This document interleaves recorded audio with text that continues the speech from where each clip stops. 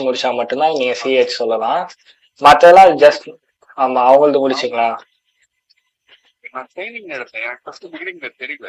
ஆ So எப்படி போறது அப்படின்னா, நான் படிக்கிறப்ப ஃபர்ஸ்ட் எனக்கு ஓஎஸ்எஸ் பண்ணணும்னு அதனால வந்து நான் சிஹெச் பண்ணேன்.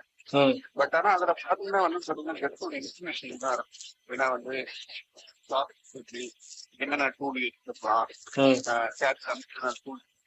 டூல் அப்படின்னு. பட் நான் இதை வச்சு வந்து ஜாப் நிறைய பேர் என்ன கேட்கிறாங்க, பைசா